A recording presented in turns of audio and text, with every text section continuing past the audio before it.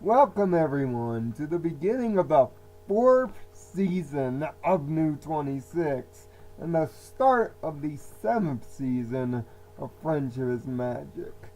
I'm Nirvana Sparkle, and unlike other previous seasons, this one started out rather differently. Instead of 2 episodes revolving around the same plot, we got 2 episodes separate from each other, back to back.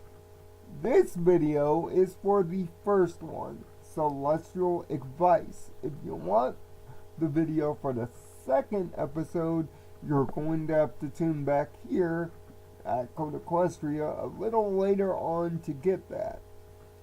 But enough about the pleasantries. Let's get to it.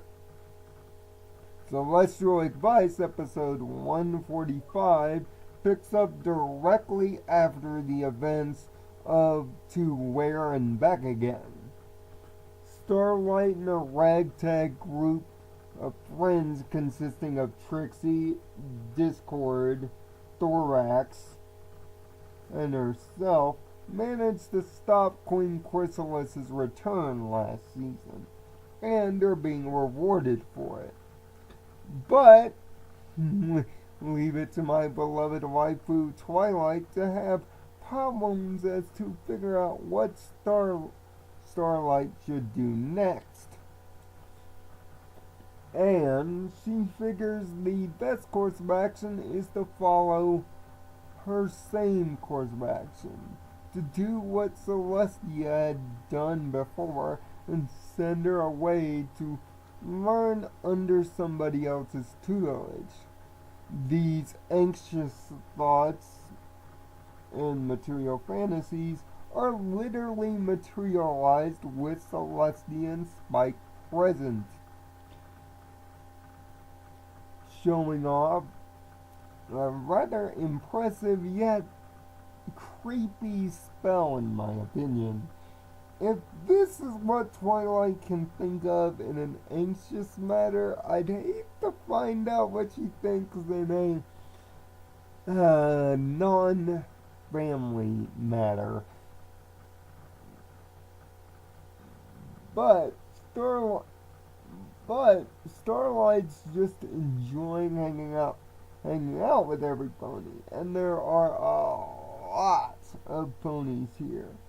But it stays primarily focused on Celestia and Twilight trying to figure out what to do. And the actual idea of asking your mentor for advice when you've long since ended the teacher-student relationship is the moral here. Now, I wouldn't say that I'm a teacher of things, but I would say I've been a mentor to quite a few. In fact, you could say, in a way, I've been a mentor to both Tyler, Dr. Spartan, and to Dragonheart, David Owen, the 2 cohorts that make up the rest of the collective of this channel. Being a mentor is a constant job, and especially when you've been a teacher of some, it can be hard to let go. It's like a parent to a kid. It's all worry and anxious worry that they'll be okay. And a lot of Twilight's anxious worries in this episode are realistically choreographed. From her fear that the dragon people won't like her because of their history, to one of the changelings changing thought and going against the message, to even Sunburst and Starlight reaching past their magical potential and doing something really dangerous. All these fears are realistic and within thought. Not just because they could happen, they're all things all things that ironically have happened to Twilight before in previous episodes, which makes for a rather great comeback. Celestia, a character who doesn't get to do much in most episodes, finally gets a chance to shine here. And she really does. Thank you, writers, for finally giving Nicole Oliver something to do. Because finally, when you give Celestia something to do, the character nails it out of the park. Both teacher, mentor, and you could say borderline parent, Celestia's advice actually pays off, and we get a thrilling, yet to many fans, a predictable, somewhat parallel. That Twilight now has indeed become Celestia then. Why? Because Celestia had the same worries, but knew that she was making the right decision for her. The twist of this ending, however, is that Starlight admits that she's not ready to go. And there's still plenty much to learn.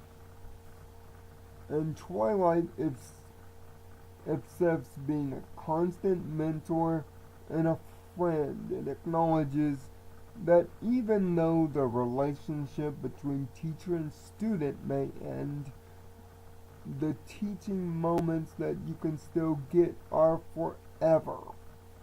It's a great lesson to teach friends that mentor each other, but most importantly, to parents.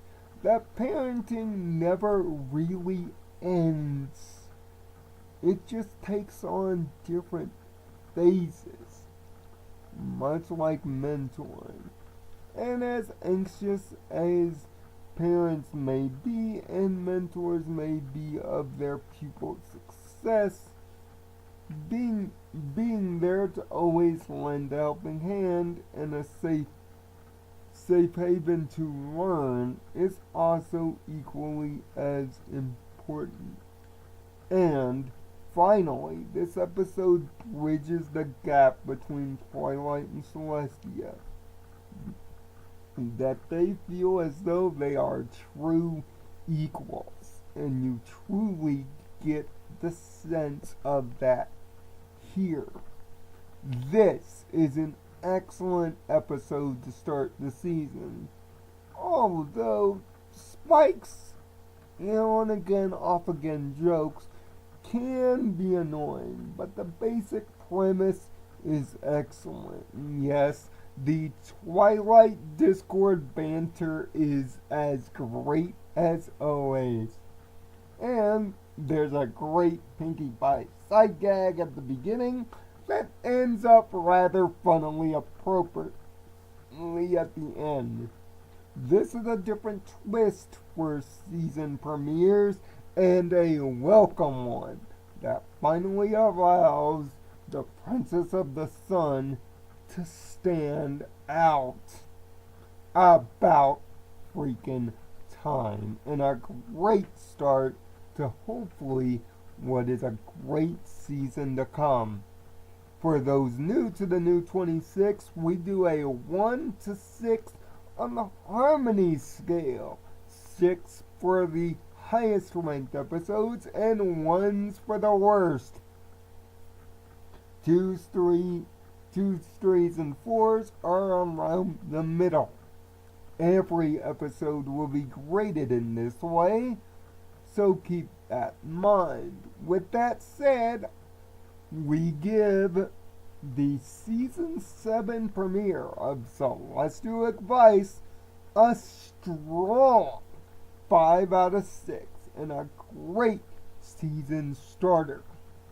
Tune back in here a little later on to see how I feel about the second episode of the twofer, All Bottled up. And it might have a clue as to what's coming next week.